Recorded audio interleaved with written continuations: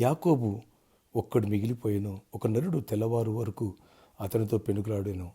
తాను అతని గెలవకుండా చూసి తొడగూటి మీద అతనిని కొట్టాను. అప్పుడు అతడు ఆయనతో పెనుగులాట వలన యాకోబు తొడ గూడు వసిలెను.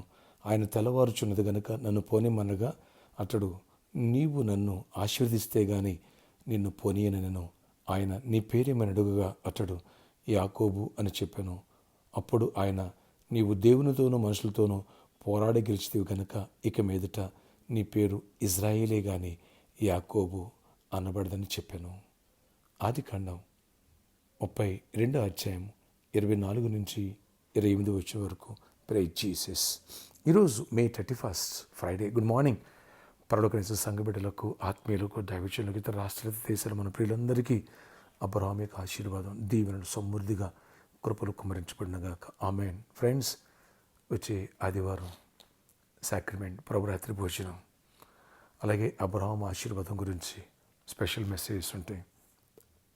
ఎవరు మిస్ చేసుకోవద్దు. ఇక్కడ యాకోబు భయముతో ఒంటరిగా మిగిలిపోయాడు. అన్న చంపేస్తాడేమోనని.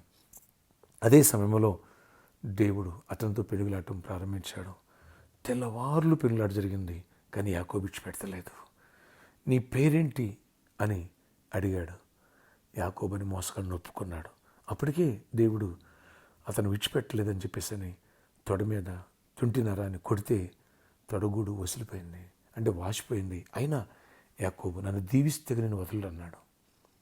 దేవుడు పేరు అడిగిన తర్వాత అతని పేరు మార్చేశాడు. అంతేకాదు, పోరాడి గెలిచావు అని దేవుడు దీవించాడు. ఫ్రెండ్స్, యాకోబు మోసగాడు తన పాపాన్ని ఒప్పుకున్నాడు, పరివర్తన చెందాడు. ఇజ్రాయేలుగా దేవుడు పేరు మార్చేశాడు. ముందే ఆయన మార్చేశాడు. పేరు మారిన తర్వాత యాకోబు పరివర్తన చెందాడు. నీతిగా, విశ్వాసం, దేవునికి ఇష్టడుగా అడుగులు వేశాడు, దీవించబడ్డాడు. దేవుని చేత పోరాడి గెలిచాడు. నువ్వు పోరాడుతున్నావా? దేవుని సన్నిధిలో లేని వాటిని ఉన్నట్టుగా చూస్తున్నావా? రెండవది, మార్చుకున్నావా మనసుని? మోసపూరితమైన విధానాన్ని, అదే నీ సహజ స్వభావాన్ని వదిలిపెట్టేసి, నీ యాటిట్యూడ్ని, నీ గర్వాన్ని, నీ అహంకారాన్ని, నేను అనుకునేది, నాకు తెలుసు అనుకునేది విడిచిపెట్టేసావా? యాకోబు విడిచిపెట్టేశాడు, ఇజ్రాయేలుగా మారాడు. పేరు దేవుడు ఎప్పుడైతే మార్చేశాడో ఆ మేరకు పరివర్తన చెంది దేవుని దగ్గర అయ్యాడు. బహుగా దీవించబడ్డాడు. పరివర్తన చెందు, బహుగా దీవించబడతావు. అబ్రహాం ఆశీర్వాదములో ఈ పరివర్తన దేవుడు కోరుకున్నాడు. యాకోబుని బహుగా బ్లెస్ చేశాడు. మనం కూడా పరివర్తన చెందాం, బహుగా దీవించబడదాం. ప్రార్థన. ఆశ్చర్యకడ నీకు వందనాలు. వచ్చే ఆదివారం సాక్రిమెంట్, హోలీ కమ్యూనియన్ సిద్ధపరచండి. మా హృదయాలని, మా జీవితాల్లో ఉన్న పొరపాట్లు, మా హృదయాల బలాలను తీసేసి పరివర్తన చెందే కృపనివ్వండి. కృపగల గొప్ప కార్యాలు చేయండి. నీకు విరోధకరమైన ఏ శక్తులు మా మీద ఈ పరిచయం పనిచేయవు. దుష్టుని బంధిస్తూ మీరు బంధించండి. జాబ్ లేని బిడ్డలు జాబ్స్ ఇవ్వండి. యాకోబుని ఆశీర్వదించేవా? యాకోబు పెనుగులాడి గెలిచాడు. మేము కూడా నీ సందులో పెనుగులాడటం, ప్రార్థించటం, పోరాటం, అలాగే లేని వాటి ఉన్నట్టు చూడటం. జంగిచారు చెవు దగ్గర ఎలా చూశాడో అక్కడ అది విజువలైజ్ చేసుకున్నాడు. ఇక్కడ పోరాడి పరివర్తన చెంది దీవెన పొందాడు. అలాంటి కుటుంబాలు ప్రతి ఒక్కరి బిజినెస్ దీవించండి. ప్రతి ఒక్కరిని దర్శనం దీవించండి. జాబ్స్ ఇవ్వండి, హైక్స్ ఇవ్వండి, నెమ్మదినివ్వండి, స్వస్థతనివ్వండి, సమాధానం. పెళ్లి కాలంలో పెళ్లిలో వాళ్ళు గర్భఫలం పొందాలి. గర్భిణీ స్త్రీలు క్షేమాన్ని సుఖప్రసవాలు పొందాలి.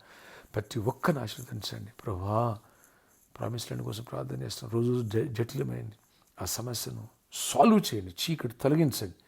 సమాధానంతో నింపండి. అన్ని విషయాలు కృపనివ్వండి. సంఘం యొక్క అవసరాలు తీర్చండి. సండే ప్రభురాత్రి భోజనం సిద్ధపరచండి. నీ కృపాక్షేమాలకు ఇవ్వండి. విడిపోయిన కుటుంబాలు కట్టండి. అయ్యా, నెమ్మదినివ్వండి. అవసరాలు తీర్చండి. ఈరోజు జాబు, ఆయా విషయాల్లో వెళుతున్న బిడ్డలు తోడయ్యండి. రాకపోకలు యాక్సిడెంట్స్ అవేర్చండి. ప్రతి ఒక్కరు అవసరం విదేశాలు మా ప్రియులను కూడా జ్ఞాపం చేసుకు ప్రొటెక్ట్ దెమ్ లార్డ్.